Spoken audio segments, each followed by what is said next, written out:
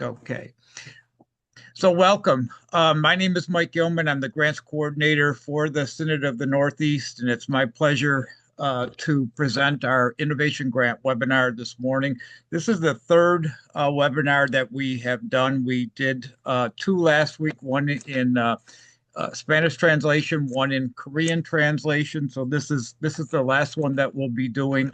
And hopefully it'll answer some questions that you might have in regards to this grant.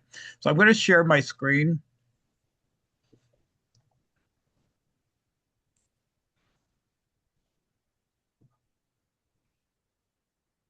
Can everybody see that okay? Yes. Okay, Yes. perfect. Perfect.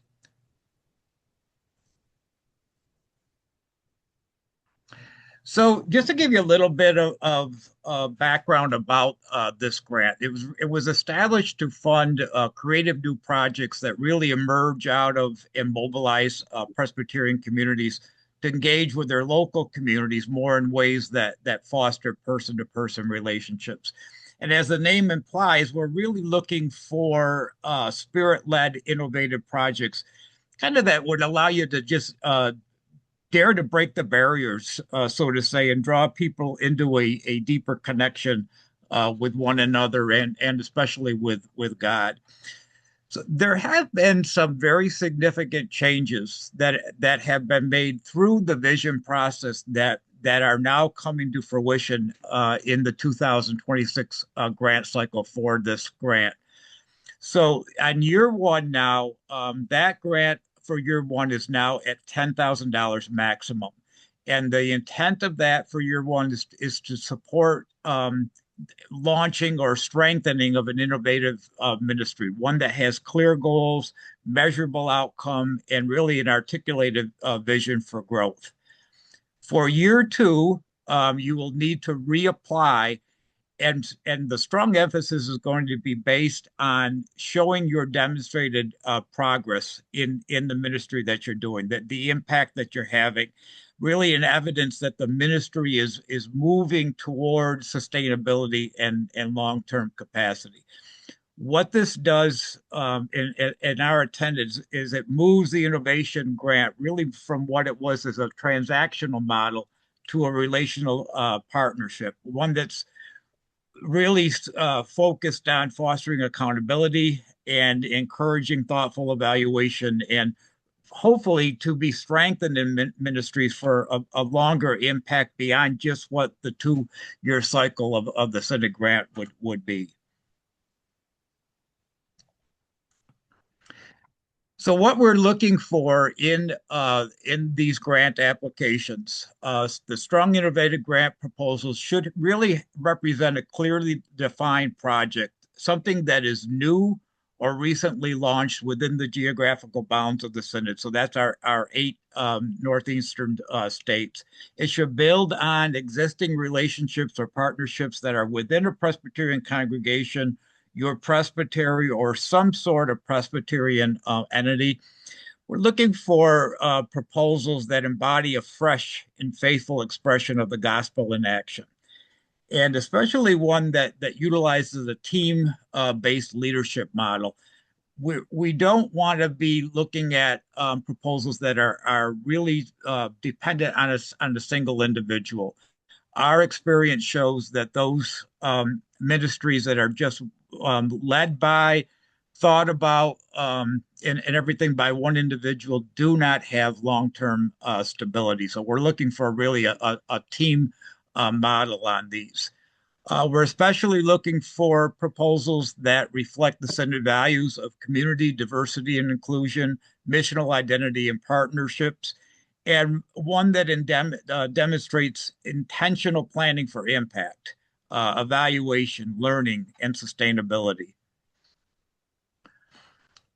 I'm going to take questions at the end, so we'll go through the presentation entirely, and then we'll take questions at the end. So if you've got questions, jot them down, and we'll cover them at that time. Some of the grant criteria. So the innovation grant should be describing a project that is truly creative, innovative, entrepreneurial, one that is mobilizing the Presbyterian community to engage with its neighbors, really bringing a fresh expression of Christ's love to the local and Presbyterian communities.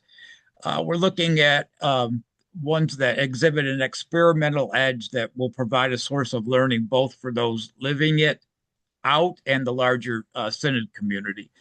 As far as the criteria related to budget, and I'm going to get into this in a lot more detail in the presentation, but a clear explanation of the financial components of the project, a snapshot of what the funding sources would be used for it, and how those funds will support the project for the Synod funds that are awarded.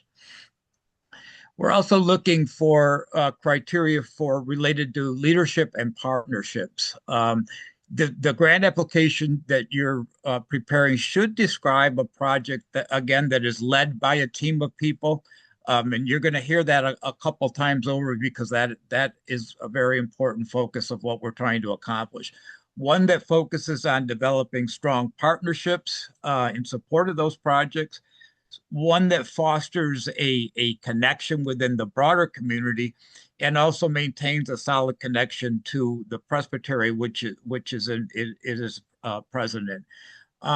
The Synod values. I can't express that more. We really want to see that in there.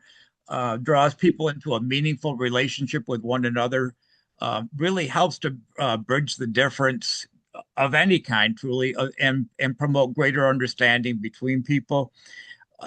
It's addressing the real needs of the community. So have you thought through what your project is intended to do and how that truly meets the needs of the community with hope, care, and obviously the love of Christ Jesus? And then one that shares commitments with other aspects of the Synod work in which we promote justice, vitality within our region and world. So I want to alert you to red flags. This grant has become very, very competitive. And it will be, I already know we'll be probably receiving record-breaking applications for this cycle once again. So those proposals that possibly have red flags because of the number of applicants are probably not going to have the same opportunity to get funded as other ones. So I want to alert you ahead of time to some of these. There's three red flags that I want you to look at. So the proposed budget uses funds to offset existing staff salaries or routine operational expenses. The grant is not intended for that. These are intended to support new or expanded ministries, not to underwrite existing payroll obligations. Also, and see, I have this again so you can see how important it is. The project appears to rely primarily on the leadership or vision of one inspiring individual rather than demonstrating a strong collaborative core team that to sustain and carry out the ministry. And then finally, the proposal designates a significant portion of the requested funds for building construction or renovation. That is not what this grant is for. It's intended to support ministry innovation and community engagement, not capital improvement projects. So I want to talk a little bit so you can get a sense of the type of projects that we've recently awarded for this grant, so you can really see how people are branching out into different ways. Glow Girl Empowerment is a program that's offered from the Institute of Music for Children. And this program was designed to provide supportive, creative outlets for young girls from really low income households. It's more than a class, it's really a long-term vision that continues to grow. And today, through our funding, it stands as a class with one of the highest enrollment numbers at the Institute. It has consistent attendance, and previous students are coming back semester after semester. And the program basically says as long as there's a need for safe, creative spaces for these young girls, Glow Girls will continue to grow in ensuring that no girl feels alone in her journey into womanhood. So innovative. It's bringing in the community in great responses.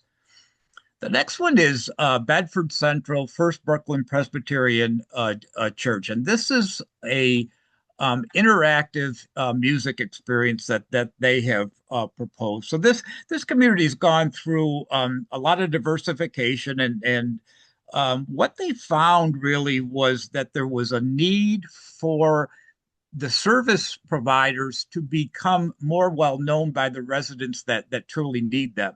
So they offered this music program in which people can come out, but at the same time they're allowing them to interact with the service providers that could help them with a variety of different areas, and they're connecting. So this is a continuous program that's going on. It's bringing in those partners, and the people are getting the services that they need. Those services were always there. It's just a lot of the neighbors just didn't know what they were. So it really is bringing the community together in a great way. And finally, Trenton Microloan Collaborative. This last grant that was awarded them was their second year that they've been in this innovative grant, and this is a creative project. What they have done is they have worked with former incarcerated individuals to help them obtain resources to develop a business and to thrive. And what they're doing is providing 0% interest loans, accounting, ongoing support, and it's bringing a community together in a whole new way. It's enriching these lives. It's providing great connection, and they have done a fantastic job. This is their second year in the grant, and everything that they've shown us so far points to long-term stability for this ministry to continue to flourish well after our second year funding has ended. So I'm going to kind of shift right here at this point and just let's take a look at some tips that might help in getting your grant, maybe a little bit grant application a little bit better noticed with the evaluators.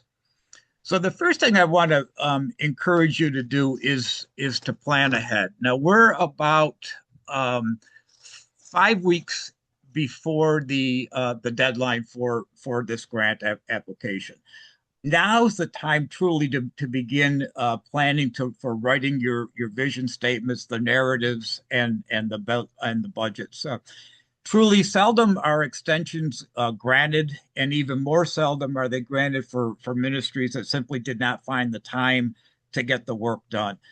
We have extended all of our grants application periods by an additional month. So there was a total of 2 months between the launch date and the due date. And like I said, there's still 5 more weeks to get this planned ahead.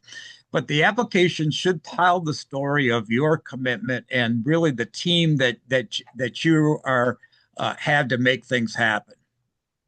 So let me talk a little bit about that team. So just as we don't want ministry leadership teams to just have one individual leader, this grant application should not be written by just one person. I'm suggesting that you gather a small team of about 3 to 5 people who reflect the heart of the ministry. You want to have multiple voices in this and mix the visionaries and the organizers and the people closest to those who are being served by the ministry that you're proposing. And also, it helps you to clarify roles very early in the process. Who shapes the vision? Who handles the detail? Who reviews for clarity before the application is submitted? So if you have had a chance to go into our brand new website, same domain, but a brand new website, you're going to come to a page that looks like this for the innovation grants, and you're going to see this page here. I want to call your attention to the 3 languages that this application is now in. For the innovation grant, this is the first time we've offered that. We have rolled, we've, this is the second grant that we've rolled this into, having the languages more of all the congregations that are represented by the Synod of the Northeast. So you can go down and click whatever language, English, Korean, or Spanish. It will then provide you with the download of the application in that language.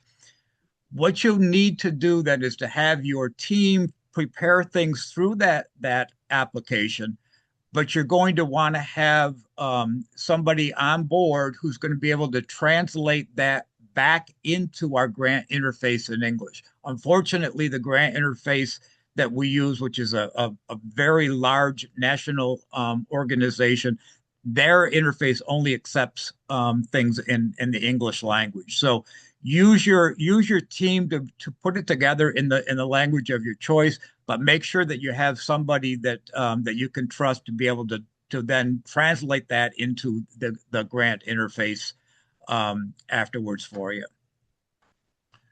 So you'll see a page that looks like this. The six pillars, you're going to go to grants and then innovation grant. Click the button for apply here. This is all within the new Synod website, and it should be very easy to navigate. You're going to come to a screen then that looks like this. So if you have applied for grants within the Synod previously, all you need to do is enter your email address and password, and you'll be on your way to the application. If you forgot your password, notate that below with clicking on forgot your password, and you'll get one into your email to reset it very quickly. If you're a first-time user, you're going to need to create a new account, and the screen will take you into the fields that need to be filled in order to gain access. Once you're in, you're going to see a box like this, and you're going to want to click See Opportunities, and it will bring up all of the current grants. I'm just going to show you the innovation one. So the innovation one will be one that will pop up, and from that, then you will just click on this icon here to apply.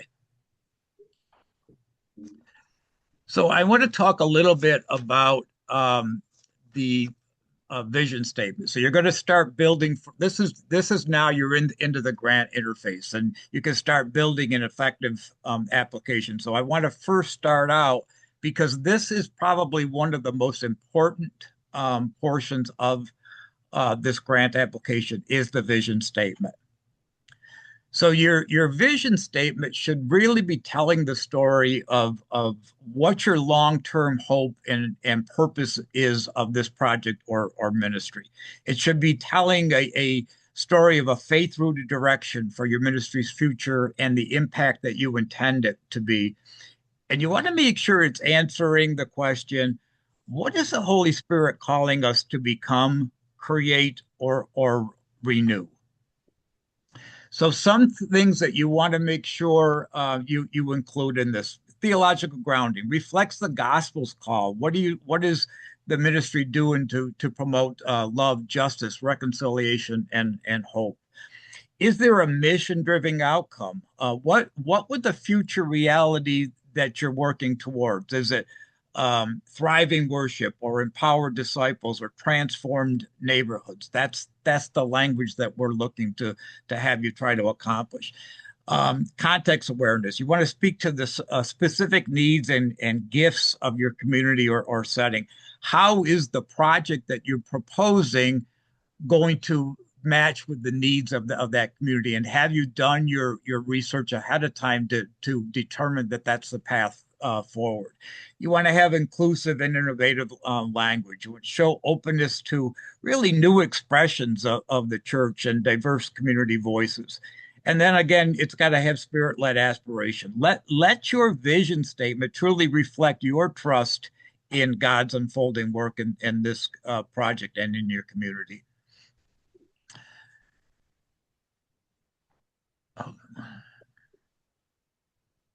So some do's and don'ts, just for some advice. For under the dues, use hope-filled, vivid language that's grounded in scripture and community experience. Speak more to the possibilities and not overemphasizing the problems. Focus on the people and the transformation and not just the programs and especially not buildings. And with the don'ts, what I offer is just don't write a generic or overly abstract statement like we want to grow. Of course, everybody wants that. That shouldn't be really where your focus should be. Don't focus solely on internal goals. Show more of an outward kingdom-minded vision for this project, and don't rely heavily on institutional jargon or insider language. Speak to the language of an evaluator that doesn't isn't right there in the room with you that may not understand certain language or jargon that you might be using. So this brings us to your presbytery endorsements. Presbytery endorsement is required for this grant application. All of the presbyteries received a letter from me in January advising them of this grant and telling them that really to give them information about it prior to the start of the grant cycle, but to let them know that their endorsement is required. It's up to the applicant to get themselves in front of the presbytery leaders and make them aware of what you're doing so that they can get on board and endorse your program. So the next important item is your budget, and I stress this because your budget really is going to tell the evaluators how well you really understand your ministry and where you're placing your funding priorities. So let's take a look at some of the different financial matters to consider. I've got this pretty broad, and I did that on purpose because I want you to be thinking of all the possibilities of the expenses that could relate to this ministry. Doing that ahead of time and taking the process to discern all of these will give you an idea of what it's really going to cost you to operate this ministry or this program. Look at things like your development for your personnel. Maybe you have guest speakers or musicians or worship leaders. Training that might be required for them. Maybe training even for your community partners or cultural leaders. Gathering expenses, whether they be for a program or worship, possibly the rental fees that go along with that meeting space. Are you renting space in a church, a school, community center, et cetera? Supplies, consider everything that's going to need to operate that ministry and program. Audiovisual equipment, things like your microphones, your projectors, live streaming tools, if needed. Things like Bibles, hymnals, worship guides. Any what I'm trying to get to is anything possible that could become an expense. This is where you want to start thinking about them. Your marketing and communications. Do you need to have somebody design a website for you? Flyers, or what is the cost of securing social media ads? Hospitality and meals. Are you going to provide coffee or meals to the attendees, depending on the actual program that you have? Will you need translation or interpretation services? Are you looking for things like a branded material to support your ministry and promote it? Any swag items that might get the word out as well? And then really some of your technology areas, your office supplies, software, Zoom, for instance, Canva Pro, Google Workspace, any of those technology costs that might relate to the expenses for you. Cell phones, if there's a cell phone stipend for the leaders or what have you. And then also think in mind of the expenses related to accounting or financial services to track, what the expenses and budgeted income that's impacted by your ministry.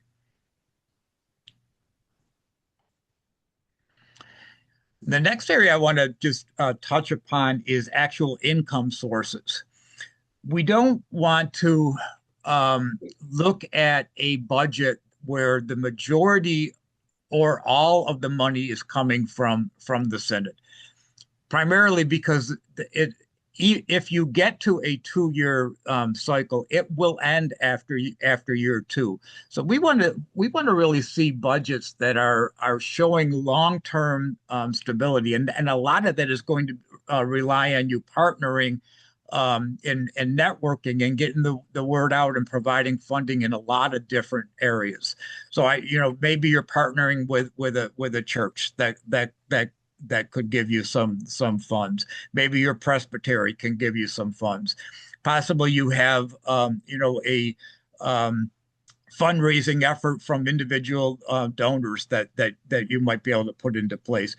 But also consider in-kind donations. Things like if somebody's going to give you meeting space for free, or they're going to provide meals for you, per se, anything like that that's going to show an expense that might be able to be offset by in-kind donations. You can put that in there as well. Maybe different fundraising events that you might have. So your projected income will not just show the innovation grant from the Synod, but it shows a variety of sources that you've well thought out to keep this ministry going. So, in some tips in regards to putting your budget together, you want to tie everything back to your mission and vision. You want to show realistic costs with reasonable estimates. Don't use the proverbial miscellaneous that covers everything. Really show the realistic areas and the cost estimates associated with that. And then, as I said before, look at your in-kind support or matching funds if they're available. Volunteer hours, maybe the donated space, as I said. Avoid really overly vague items. Really be specific wherever ever possible. And the reason for this, as I said before, the evaluators want to see that you understand the ministry that you're doing and providing the right resources and the right directions to make this happen. And that all comes really from the initial statement that we made from the vision statement. That why that is so important. So your vision statement should also be coming forth within your budget. The next item is your supporting media. I can't stress this enough. We don't always get this information, so I'm encouraging you. Our evaluators can't see your program. If you provide just a written description, it's not going to be as much as actually bringing them into the scene by showing them pictures of what is happening, or showing videos of what's going on in the ministry or the group. It goes so far in their evaluation to really put them directly into the ministry that you're doing. And then you have one final question, one final opportunity to put additional questions or comments in there. How is the Holy Spirit leading this ministry?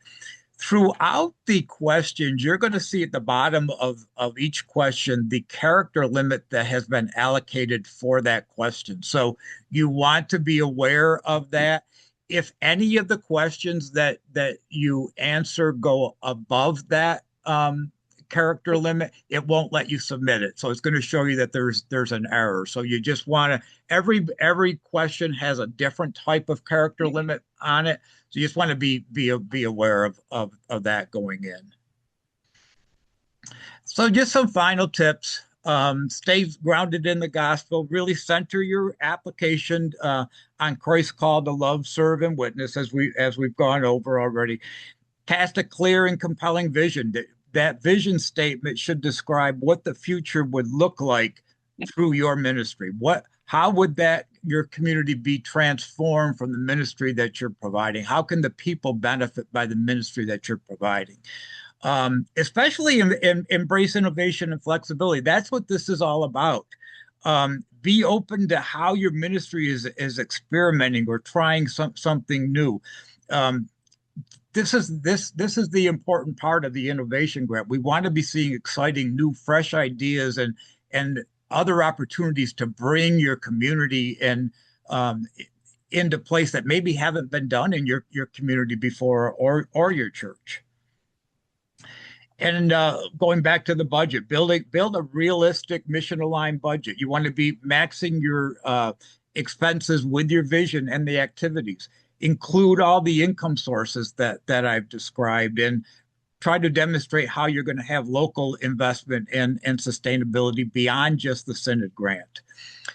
Follow the guidelines, make sure that the criteria is being met, make sure that the red flags are being avoided. The red flags are on the website for each of the grants. I will be sending all of you copies of these slides so you can refer back to those red flags. Just the because of the level of competition in this, that you want to make sure that you're avoiding those red flags, because that will lessen your chances of being awarded. And finally, really tell the story. Help the evaluators as best you can, both through word and picture and video where possible.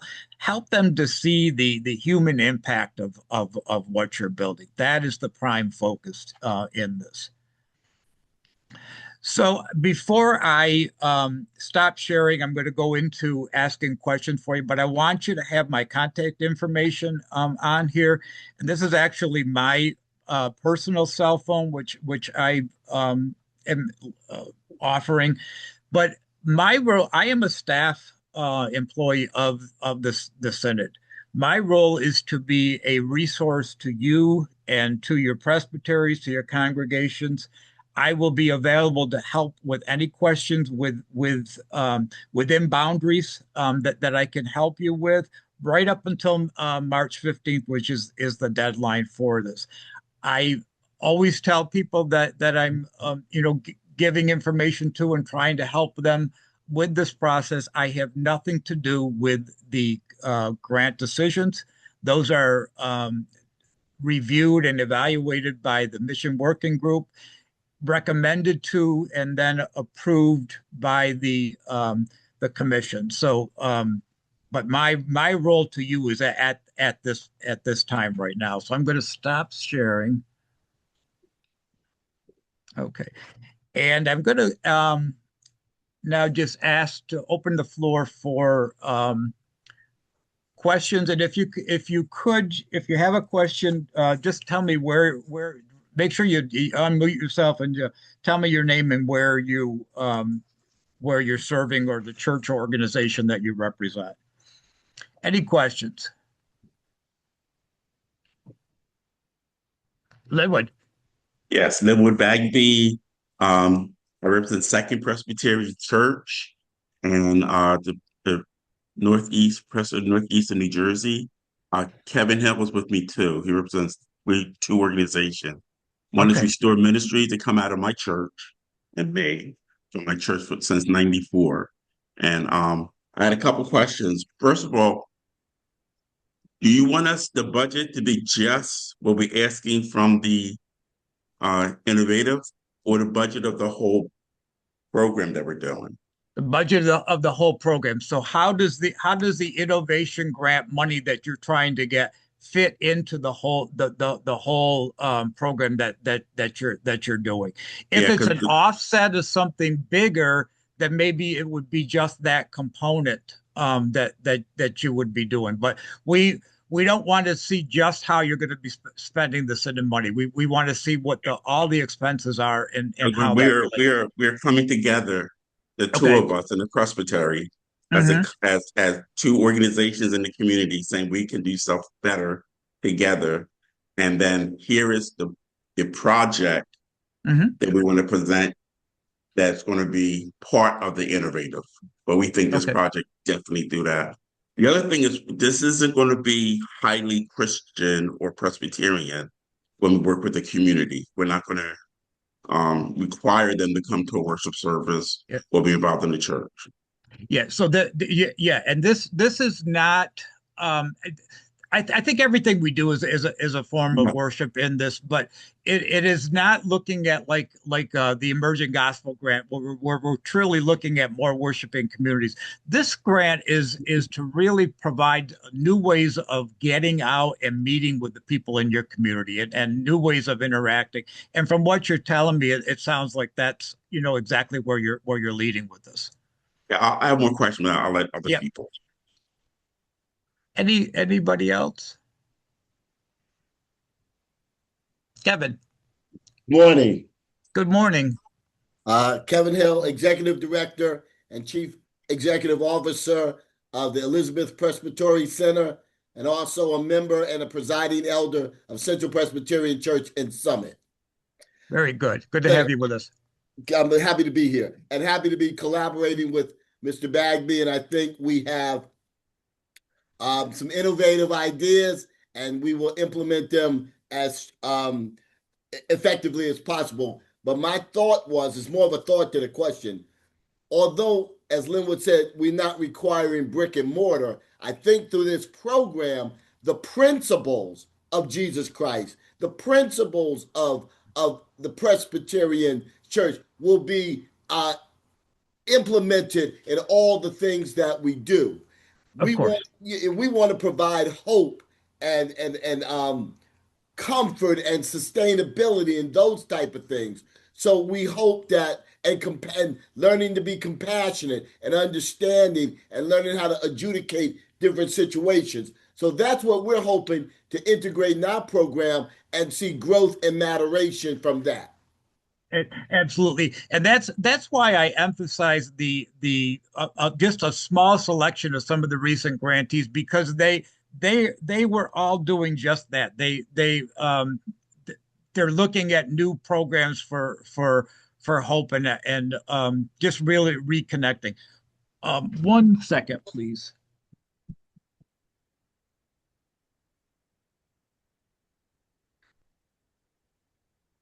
Okay. Any other questions? Linwood, did you have another question? Yes, yes, yes, Okay, yes, go yes. ahead. Let's look at my notes. It was about the portal. When you go in, put your email and password.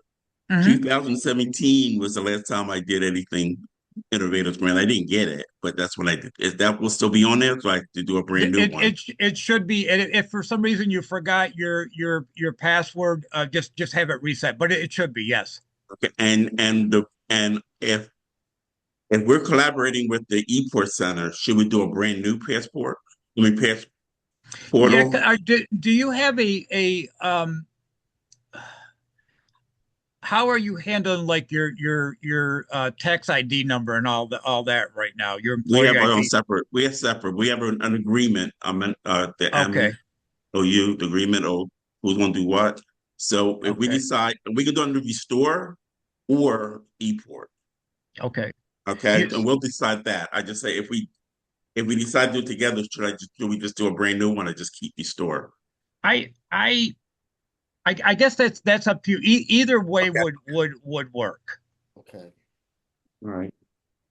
And then we got that. And what we our partners are going to be major players in Elizabeth and New Jersey. Okay. So the Chambers of Commerce, uh, Mm. Big Realtor, Groundworks, they do a lot of environmental and stuff like that. So as I get them together, I just really want to get letters of intent or something like that from them. Do I put that in the documents or just You or could, yeah, what there's a this? place in there for additional documents, and you definitely can. That would be Okay. the perfect place to put them. Yes, All right. you won't have opportunity to put them in the narrative language, but you can put them attach them to the Okay. That's good. application. Yeah, it sounds like you've already made some headway in thinking through this. I'm hearing your vision. I'm hearing a team support. So it sounds like you're well on your way to getting this rolling. Yeah, we've been working really hard. We have been, Awesome. yes. Jan, Jen, could you unmute yourself, please? I wanted to ask Linwood. Linwood, have you contacted Trinidad Hospital in Elizabeth Not yet. for your? Have you Not yet. contacted the Trinidad Hospital No, Medical we Center? haven't. Not the hospital. We contacted the college, the Union College, Union Right. County College. Um, so Be- what we plan on doing is the Senate will be a business lab for high school teenagers at major um, office space in Elizabeth. So we would definitely that's something we could think about. We need people to help them to think about that. Because the Trinidad Medical Center has internships for high school students, and their health foundation, which I'm a former chair of, actively seeks out partnerships with the community. So if you put your reach number in the chat, I'll give you the director's name of the foundation to reach out. That sounds great. Thank you. You're welcome. Any other questions? If I could, Oh, I had a question. Shannon, yep, thank you. Go ahead. I'm just curious, Mark, why the Synod hasn't considered, or did they consider a multilingual grant platform? Because there are such things available and go beyond Spanish and Korean even. I ask because what I experience in my work working with presbyteries is that it is often immigrant communities, communities of color, etc., who are applying for grants throughout the PCUSA, right? Not just through the Synod, but things with the Board of Pensions and others, and um, have grant fatigue. And a lot of that is linguistic for communities that don't have English as their first language. And I just think it would be an act of really incredible hospitality if our synod could do it differently than the others do it, because it is a constant issue, and the time it takes to translate on top of the other labor they're already doing is really challenging. And um, just curious if those were looked into, because I know that there's a number of those, and some that are Yeah, very well developed. I definitely respect and appreciate your comments on that, and probably something that we could still look into. Where we are right now is a major step to where we step forward from where we were. So, but we always want to get better. So that that's something we can definitely consider as we go forward. So I appreciate that. Yeah, it'd be good to just be in some feedback with us in presbyteries about that, because it's a constant issue that's coming up in my presbytery, and I'm sure in others. What presbytery are you with, Shannon? Southern New England. Southern New England. Okay, thank you. Yeah, I appreciate your feedback. Any other questions? Based on what you've learned from here, if there I could have a show of hands, just how many think they will be proceeding with an application? Okay, awesome.